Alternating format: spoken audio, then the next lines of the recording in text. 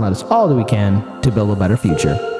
So we're going to actually kind of be covering a story that we talked about yesterday when I was co-hosting with Jerry.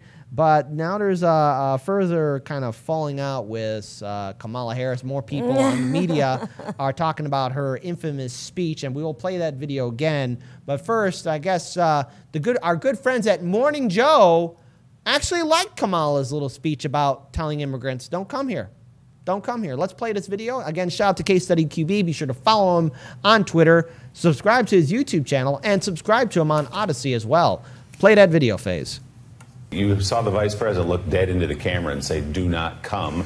This obviously upset a lot of progressives. Some Democrats, including Congresswoman Ocasio-Cortez, posted that she was very disappointed in what the vice president said yesterday. But again, this is something Joe Biden said 2 months ago as well. Right. And by the way, Kamala Harris is in great company. Barack Obama had progressives on the left when it came to immigration on his back nonstop, telling him that he was too harshly enforcing our rules regarding immigration. And President Obama continued to actually read the law, follow the law, enforce the law. And that's one of the reasons why illegal border crossings were at a 50-year low when he left office. That's what Kamala Harris is doing now.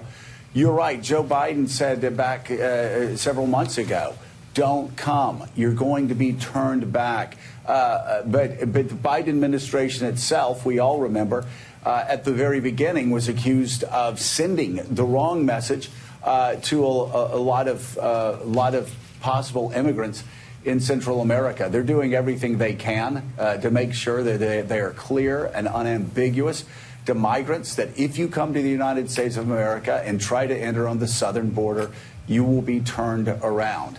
That's important, yes. That's important for political reasons. People are going to focus a lot on the political reasons, but also the humanity of it all. There is still a crisis on the southern border.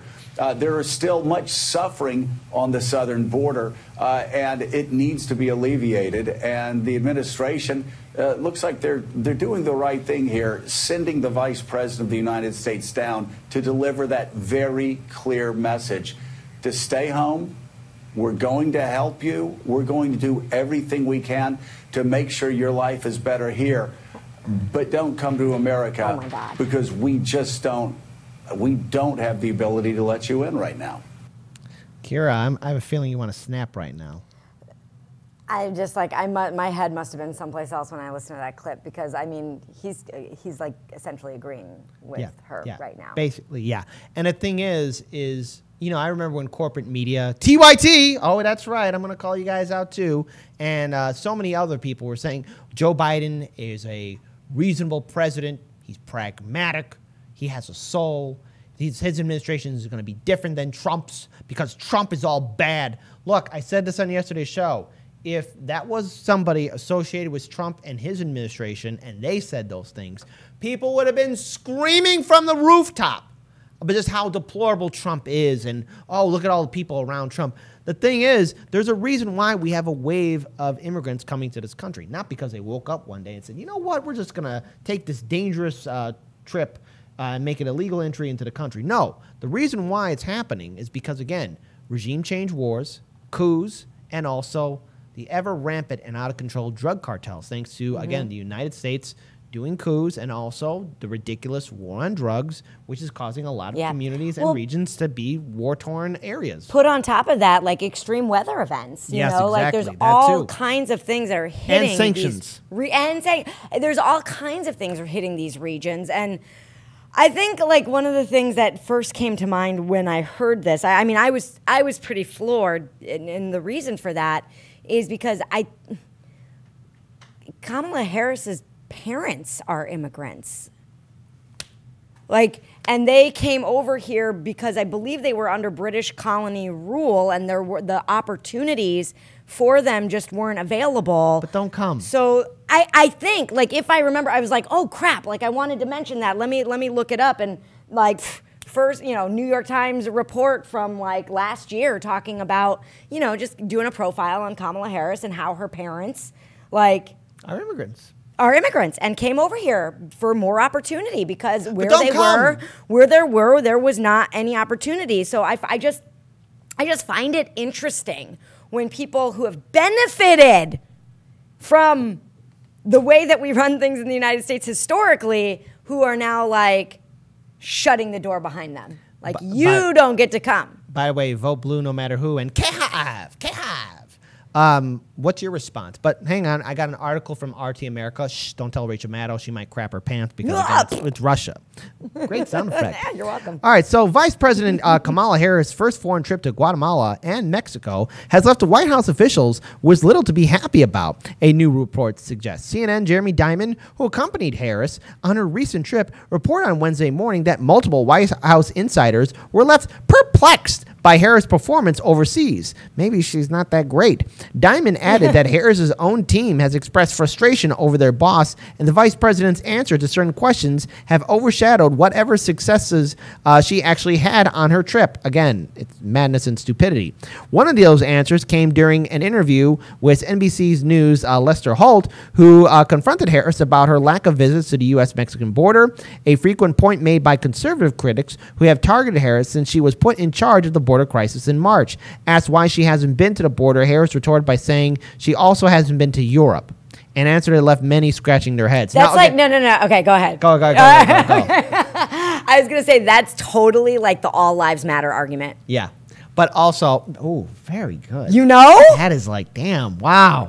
That's the all lives matter argument. I haven't been to Europe either. Well, you know what? There aren't like an extreme amount of Germans coming over here, right? Yeah, like the Germans are coming. Here come the Germans. Swimming across that Atlantic Ocean. Coming over. Achtung, ja, sag mal. Guten Hagen, New Yorkers. Please stop. Sprechen Sie Deutsch? Ja, ich spreche viele Deutsch und du sprichst keine Deutsch. Is Harlan's media going German? My mom's a German immigrant. Yes. So, yes. Exactly. But, you know, also, by the way, for those of you who are not familiar with geography, there's the U.S. and Mexico share a border. Yeah. Europe, I mean, unless you want to count like the time when the continents were together when Pangea was around, then okay, you can make that argument. But dinosaurs were around at times, or early dinosaurs. That was the Triassic period, by the way. I'm taking your word for it because I don't know much about dinosaurs. So the only time Europe and America ever shared a border was Pangea, all right? And that's millions of years apart. The band isn't coming back together again. But so continuing on, Harris also received backlash for trying to take a hardline stance on immigration while in Guatemala, telling immigrants thinking of making the dangerous trek to the U.S. to not come multiple times. Language that was later softened by the White House. They simply said the structures weren't in place yet to properly care for immigrants, and received pushback from Harris's own party, including Representative Alexandria Ocasio-Cortez. Again, Alexandria Ocasio-Cortez did a tweet, but again, AOC and to all the 15 progressives who are on the Force the Vote petition, you do have the power to become a voting bloc. You do have a power. Do it. You can, but I don't know if they are. And I think it's also important to really address this, that I even covered this on Rockfin. You know, NASA is even being pushed to use some of its facilities to hold these kids in these cages. Wow. Yeah. Yeah, I know. Some of their empty facilities that they're not using. Wild. So NASA, when, you know, it should be taking us to space, but yet we have private corporations doing that instead. I don't know why I'm ever surprised about anything anymore. So let's go ahead and pull up this final tweet. This is a video. And again, I want to remind you all, this is the Vice President of the United States, who's supposed to be... Axios is tracking political ads on Facebook. No, not that one. No, not that one. Stop. Not that one. It's a second link in the story. We're doing it live, folks. We're doing it live, folks. There you go. We're professionalism. There you go. Let's go ahead and play this video. I want to be clear to folks in this region who are thinking about making that dangerous trek to the United States Mexico border. Don't come. Do not come.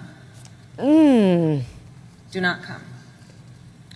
The United States will continue to enforce our laws and secure our border. There are legal methods by which migration it's called asylum. Can and should occur. But we, as one of our priorities, will discourage illegal migration. And I believe if you come to our border, you will be turned back So let's discourage our friends, our neighbors, our family members from embarking on what is otherwise an extremely dangerous journey. I agree with exactly your sentiment. To folks in this region who are thinking about making that dangerous trek to the United States-Mexico border. I just can't even look at this. Do not come. Oh, my God. Right. Okay, we got to stop. Yeah, we got to stop. So. Oh, my God. It's like listening to, like, nails on a chalkboard. It's so bad. Right. And, look, we got to talk about this.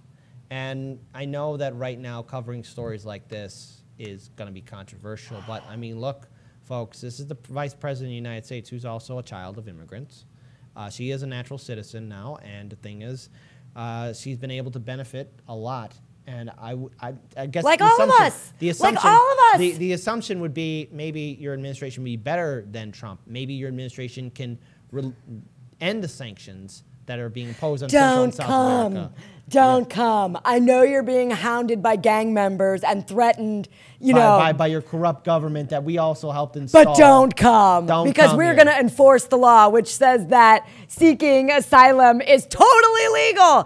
By that logic, you should all come. Hold on. Here's the thing. Here's the thing. I'm going to give the final word to Larry Fine. It was a debate!